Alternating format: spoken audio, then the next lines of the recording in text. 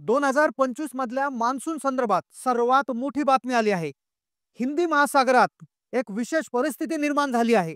हिंदी महासागरात एक असा बदल घडलाय की ज्यामुळे महाराष्ट्रातील पावसाळ्यावर परिणाम होणार. भारतीय हवामान खात्याने देखील धसका घेतलाय. भारतीय हवामान खातं या बदलांकडे खूप बारीकपणे लक्ष ठेवून आहे. हिंदी महासागरात तयार झालेली ही परिस्थिती ज्यामुळे महाराष्ट्रातील पावसावर काय परिणाम होणार याविषयी भारतीय हवामान खातं, जागतिक हवामान केंद्र, युरोपियन हवामान केंद्र तसेच जपानचं हवामान केंद्र यांनी देखील चिंता व्यक्त केली आहे.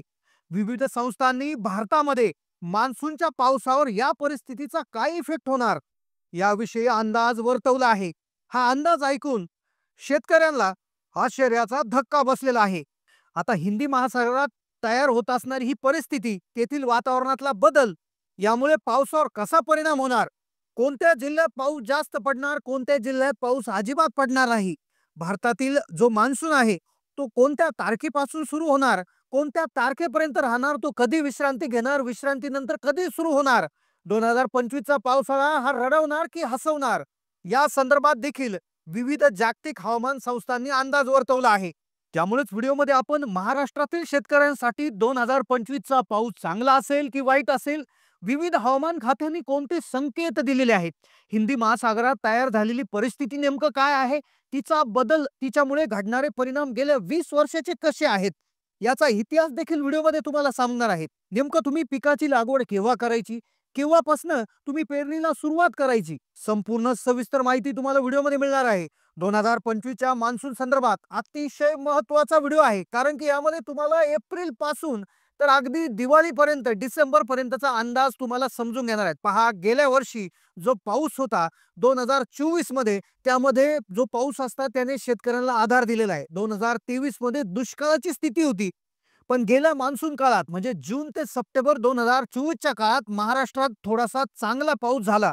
पण त्यातही काही जिल्हे असे होते की तिथे अजिबात पाऊस झाला नाही, तर काही ठिकाणी सर्वसाधारण पाऊस झाला, तर काही जिल्हे हे खूप नशिबान ठरले की तिथे सर्वाधिक पाऊस पडला. मग 2025 मध्ये काय स्थिती असणार? 2025 मधली स्थिती थोडीशी धक्कादायक आहे, कारण की हिंदी महासागरात गेल्या 20 वर्षापासून जी घडली नव्हती ती गोष्ट घडलेली आहे. ती गोष्ट काय आहे, तो वातावरणातला बदल काय, या संदर्भात जे विविध हवामान खाते आहेत, जगातील सगळ्या हवामान खात्यांनी याविषयी चिंता व्यक्त केली आहे. भारतीय हवामान खात्याने धसका घेतलेला आहे.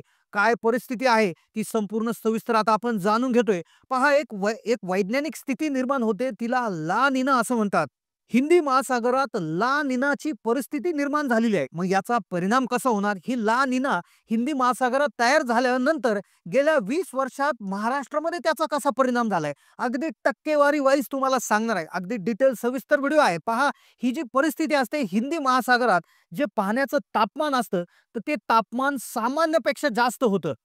म्हणजेच हिंदी महासागराच्या पाण्याचं तापमान हे वाढतं, ज्यामुळे हिंदी महासागरात ओलावा वाढतो, जोरदार पाण्याची वाफ होते, जोरदार ढग निर्माण होतात. ती वाफ झाल्यामुळे जे पाण्याचे जे वाफ आहे, तर ती वाफ आकाशामध्ये जाऊन त्याचं ढगांमध्ये रूपांतर होतं आणि जास्तीत जास्त ढग तयार होतात, आणि ज्यामुळे पावसाचं प्रमाण हे सर्वाधिक राहिलेलं आहे. पहा, गेल्या 20 वर्षाचा प्रभाव जर आपण बघितला तर 2007 मध्ये ला निनाची तीव्रता ही मध्यम होती, ज्यावेळेस 112% पाऊस पडला होता महाराष्ट्रामध्ये, अतिवृष्टी झाली होती, कोकणामध्ये पूर आला होता. 2010 मध्ये जो ला निना होता तो अतिशय प्रबळ स्थितीमध्ये होता, ज्यावेळेस महाराष्ट्रात विक्रमी पाऊस म्हणजे 120% पाऊस झाला आणि उत्तम खरीप उत्पादन निघालं होतं. पुढे 2016 मध्ये तो कमकुवत झाला, ज्यावेळेस पाऊस सामान्यपेक्षा म्हणजे थोडासा कमी म्हणजे 95% पडला. मराठवाड्यात अतिशय कमी पाऊस होता. 2020 मध्ये ला निनाची तीव्रता मध्यम होती, त्यामुळे महाराष्ट्रात चांगला 105% पाऊस पडला, रब्बी पिकासाठी पुरेसा ओलावा निर्माण झाला. आणि 2023 मध्ये ला निना अतिशय कमकुवत होता, ज्यामुळे जो महाराष्ट्रात पाऊस आहे तो कमी पडला, म्हणजे 92% कमी पडला आणि विदर्भात त्यामुळे दुष्काळ पडला. याचा निष्कर्ष असा आहे की ज्यावेळेस ला निना प्रबळ असतो हिंदी महासागरात, जेव्हा पाण्याचं तापमान वाढतं, वाफेचं प्रमाण जास्त पडतं, ढग भरपूर प्रमाणात निघतात आणि त्यावेळेस महाराष्ट्रात सरासरीपेक्षा 10 ते 15% पाऊस पडतो. आता ही थोडीशी आनंदाची बातमी आहे. आता ला निना जर असाच सक्रिय राहिला, याचं जर प्रमाण प्रबळतेकडे जर गेलं, तर महाराष्ट्रात नक्कीच 10 ते 15% जास्त पाऊस पडणार आहे. आता युरोपियन हवामान संस्था, त्याचबरोबर जपानची हवामान संस्था, कोलंबियाची संस्था, दक्षिण कोरियाची संस्था यांनी काय अंदाज वर्तवलेले आहेत, कोणत्या भागात सर्वाधिक पाऊस, कोणत्या भागात कमी पाऊस याविषयी सविस्तर आता आपण जाणून घेतोय. तुम्ही कोणत्या जिल्ह्यातून, कोणत्या विभागातून व्हिडिओ पाहताय नक्की कमेंट करा.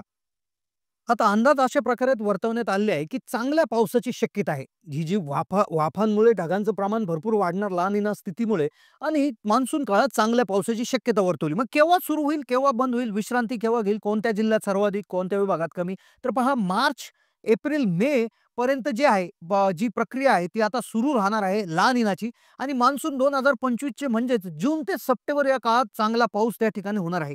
अर्थातच मान्सूनच्या सुरुवातीला ढगांचा एक मोठा कळप जो असणार आहे, तिथे तयार झालेले ढग आहे, त्यांचा एक मोठा कळप मोसमी वाऱ्यांसह केरळच्या किनारपट्टीवर ठोठावेल आणि यानंतर मान्सून देशभर सक्रिय होणार आहे. स्कायमेट हवामान अंदाजानुसार ला निनाच्या परिणामापूर्वी बिहारसह संपूर्ण देशात सामान्यपेक्षा जास्त पाऊस पडू शकतो. भारतीय हवामान विभाग देखील ला निनाच्या परिस्थितीवर लक्ष ठेवून आहेत. सध्या मान्सून बाबत जो अंदाज आहे तो व्यवस्थितपणे वर्तवणं थोडंसं अशक्य आहे आणि जे भारतीय हवामान खातं आहे तर त्यांचा अंदाज जो आहे तो एप्रिलमध्ये त्या ठिकाणी येत असतो. पण साधारणपणे या जिल्ह्यात साधारणपणे बिहारमध्ये जर एक आपण हे बघितलं तर 2024 मध्ये देखील चांगल्या प्रकारचा पाऊस त्या ठिकाणी झालेला आहे. मग आता जो जिथे-जिथे कमी झाला तर त्या पावसाची भरपाई 2025 मध्ये भरून निघणार आहे, असा अंदाज वर्तवण्यात येणार आहे. आगामी मान्सून काळात चांगला पाऊस होणार याचा परिणाम म्हणून खरीप पिकाचं उत्पादन वाढेल, शेतकऱ्यांची आर्थिक परिस्थिती सुधारेल अशी शक्यता वर्तवण्यात आली. दुसरीकडे मान्सून आगमनापूर्वी देशात पाऊस पाऊस होतो त्याला प्री मान्सून रेन असं म्हणतात. तर जो बिहारमध्ये तसेच महाराष्ट्रातील काही भागामध्ये देखील होण्याची शक्यता वर्तवण्यात आलेली आहे. तसेच जो पहिला अंदाज जारी केलाय भारतीय हवामान खात्याने त्यानुसार जे केरळ किनारपट्टी असेल, तामिळनाडू, त्याचबरोबर दक्षिण द्वीपकल्प, पूर्व किनारी भागासह अरबी समुद्रात सरासरीपेक्षा जास्त पावसाचा अंदाज दिलेला आहे. पूर्व आणि ईशान्य भारतातही या 3 महिन्यामध्ये चांगला पाऊस राहणार आहे, असं देखील युरोपियन हवामान केंद्राने अंदाज दिलेला आहे. यासोबत जून, जुलै, ऑगस्ट महिन्यात दक्षिण केरळ, कर्नाटक, तामिळनाडू, आंध्र प्रदेश, गुजरातचा किनारी भाग, दक्षिण द्वीपकल्पात मान्सून सक्रिय राहील. तसेच पंजाब, जम्मू आणि काश्मीर, लडाख, हिमाचल प्रदेश, उत्तराखंड तसेच उत्तर प्रदेशचा काही भाग, बिहार, पश्चिम बंगालच्या काही भागात तसेच महाराष्ट्राचा काही भाग यामध्ये जास्त पावसाचा अंदाज हा देखील युरोपियन हवामान खात्याने वर्तवला आहे. तर अशाच प्रकारच्या ज्या माहिती आहेत आता इथून पुढे अपडेट्स त्या ठिकाणी येत राहणार आहे. तर नक्की तुम्ही चॅनलला सबस्क्राईब करून ठेवायचं आहे. 2025 मधला पावसाळ्यासंबंधी तुमचा काय अंदाज आहे तो देखील कमेंट करा. 2024 मध्ये तुमच्या जिल्ह्यामध्ये किती पाऊस पडला होता, कशा प्रकारची पिकांची स्थिती होती नक्की कमेंट करा. चॅनलला नवीन असाल तर सबस्क्राईब करा, बेल नोटिफिकेशन ऑन करा, कारण की असेच व्हिडिओ आता इथून पुढे येत राहणार आहे आणि जे तुमच्यासाठी अतिशय महत्त्वाचे आहे. मोफतपणे तुमच्यापर्यंत माहिती देण्याचा आमचा प्रयत्न असतो आणि नक्कीच तुम्ही हा व्हिडिओ जास्तीत जास्त तुमच्या शेतकरी मित्रांना शेअर करायला विसरू नका. धन्यवाद.